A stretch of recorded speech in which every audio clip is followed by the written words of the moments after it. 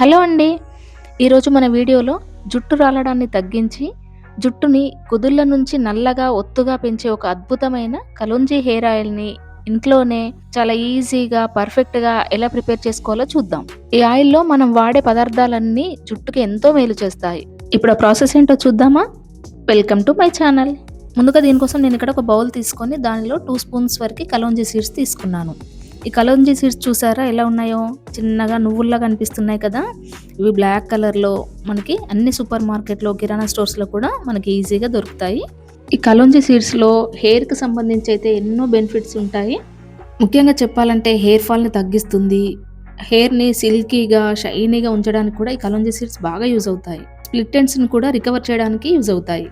అలాగే ముఖ్యంగా చెప్పాలంటే గ్రే హెయిర్ ప్రాబ్లమ్ ఉన్నవాళ్ళు, అంటే తెల్ల వెంట్రుకలతో బాధపడుతున్న వాళ్ళకి కూడా క్రమంగా యూజ్ చేస్తుంటే నల్లగా మారే ఛాన్స్ ఉంటుంది. నెక్స్ట్ ఇంకొక బౌల్ తీసుకొని దానిలో నేను 2 స్పూన్స్ వరకు మెంతులు తీసుకుంటున్నాను. మనకి ఇంట్లో అందరికీ అవైలబుల్‌గా ఉంటాయి కదా మెంతులు. కానీ హెయిర్ కోసం అయితే చాలా బాగా యూజ్ అవుతాయి. స్కాల్ప్‌లో ఏదైనా ఇచ్చింగ్ ప్రాబ్లమ్ ఉన్నా కూడా ఈ మెంతులు యూజ్ చేయడం వల్ల మనకు తగ్గిపోతుంది. జుట్టు చిట్లిపోకుండా కూడా ఈ మెంతులు బాగా యూజ్ అవుతాయి. మనం మెంతులను రెగ్యులర్‌గా యూజ్ చేయడం వల్ల డాండ్రఫ్ ప్రాబ్లమ్ అయితే పూర్తిగా పోతుంది. ఇలా మనం మెంతులని, కలోంజీ సీడ్స్‌ని తీసుకొని ఇప్పుడు వాటిని వేరువేరుగా మిక్సీ జార్‌లో మెత్తగా గ్రైండ్ చేసుకోవాలి.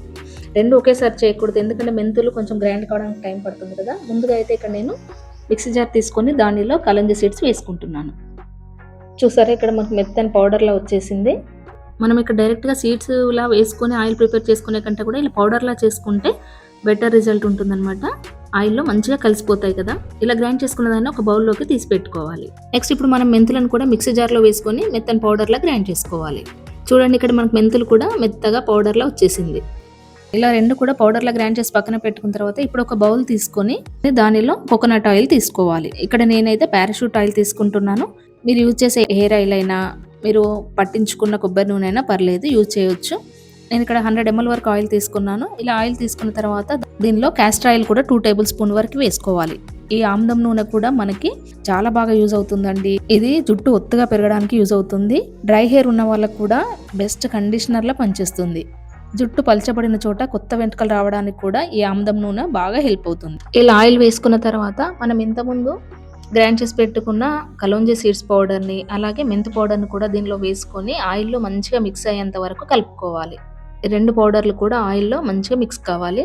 ఇప్పుడు మనం ఆ గిన్నెని వేరొక పెద్ద బౌల్‌లోకి మనం డబుల్ బాయిల్ మెథడ్‌లో హీట్ చేసుకోవాలి. ఒక పెద్ద గిన్నెని స్టవ్ పైన పెట్టుకొని దానిలో వాటర్ వేసి ఇప్పుడు మనం ప్రిపేర్ చేసిన ఆయిల్‌ని దీనిలో పెట్టుకోవాలి. మనం డైరెక్ట్‌గా ఆయిల్ స్టవ్ పైన పెట్టి చేసుకుంటే అందులో వేసిన పౌడర్ అంతా మాడిపోయి సరిగా ప్రిపేర్ కాదనమాట ఆయిల్. కాబట్టి మనం ఇలా డబుల్ బాయిలింగ్ మెథడ్‌లో ప్రిపేర్ చేసుకోవాలి.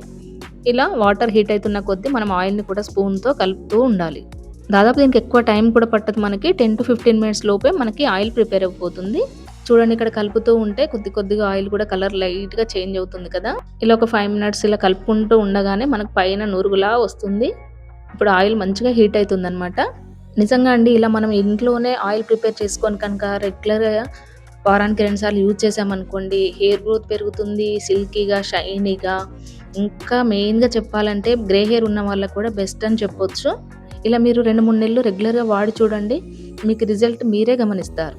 మనం ఇందులో యూజ్ చేసే మెంతులు కానీ, కలోంజీ సీడ్స్ కానీ, కాస్టర్ ఆయిల్ కానీ, హెయిర్ ఆయిల్ కానీ ఇవన్నీ కూడా మనకి హెల్త్‌కి ఎంతో బెనిఫిట్స్ ఇచ్చేవే. మనం బయట మార్కెట్స్‌లో దొరికే రకరకాల ఆయిల్స్ తెచ్చుకొని పెట్టుకునే కంటే మనం ఇంట్లోనే ఇలా నేచురల్ వాటితో ఆయిల్ ప్రిపేర్ చేసుకుంటే బెస్ట్ కదా! సో మీరు కూడా ఇప్పటి నుండి ఎప్పుడు బయట వాటికంటే కూడా ఇలా ఇంట్లో ప్రిపేర్ చేసుకునే వాటికి ప్రిఫరెన్స్ ఇవ్వండి. ఎలాంటి సైడ్ ఎఫెక్ట్స్ లేకుండా మీ హెల్త్‌ని, మీ హెయిర్‌ని కాపాడుకోవచ్చు. ఇప్పుడు ఇలా ఆయిల్ అంతా హీట్ అయిన తర్వాత దాన్ని స్టవ్ పై నుండి తీసి పక్కన పెట్టుకోవాలి. ఇలా పక్కన పెట్టుకొని ఆయిల్ అంతా పూర్తిగా చల్లారనివ్వాలి. ఇలా పూర్తిగా చల్లారిన ఆయిల్‌ను ఇప్పుడు ఒక ఎయిర్ టైట్‌గా ఉన్న గాజు బాటిల్‌లో వేసుకోవాలి. మనం ఆయిల్‌ని ఎప్పుడూ ప్లాస్టిక్ దాంట్లో వేసుకోకూడదు. ఇలా గాజు బాటిల్‌లోనే వేసుకొని స్టోర్ చేసుకోవచ్చు.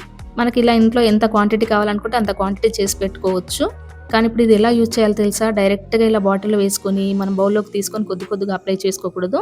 దీన్ని ఇలా మూత పెట్టేసుకొని వెంటనే దీన్ని యూజ్ చేయకుండా 15 డేస్ వరకు దీన్ని ఇలా ఎండలో పెట్టుకోవాలి. 10-15 డేస్ అయితే కంపల్సరీ పెట్టుకోవాలండి ఎండలో. ఎండలో పెట్టిన తర్వాత మాత్రమే మీరు కొద్ది కొద్దిగా తీసుకుంటూ అప్లై చేసుకోండి తలకి.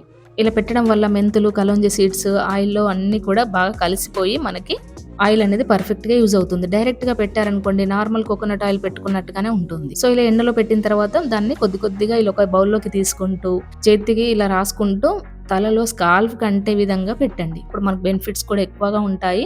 నైట్ పెట్టుకొని ఓవర్ నైట్ అలాగే ఉంచేసి ఎర్లీ మార్నింగ్ అంటే మైల్డ్‌గా ఉన్న షాంపూస్‌ని యూజ్ చేసి హెడ్ బాత్ చేయొచ్చు. లేదు మార్నింగ్ పెట్టుకోవాలనుకునే వాళ్ళు మార్నింగ్ పెట్టేసుకొని 2, 3 అవర్స్ తర్వాత హెడ్ బాత్ చేయొచ్చు. ఇలా వారానికి 2 సార్లు ఈ ఆయిల్‌ని మీ తలకు పట్టించి కుదుళ్ళకి బాగా మసాజ్ చేస్తున్నట్లు చేస్తూ హెడ్ బాత్ చేసి చూడండి. ఆ రిజల్ట్‌కి మీరే సర్ప్రైజ్ అయితారు. ఇలాంటి హెల్త్ అండ్ బ్యూటీ టిప్స్ కోసం మన ఛానల్‌ని సబ్స్క్రైబ్ చేసుకోండి. మీ ఫ్రెండ్స్‌కి, రిలేటివ్స్‌కి షేర్ చేయండి. Thanks for watching.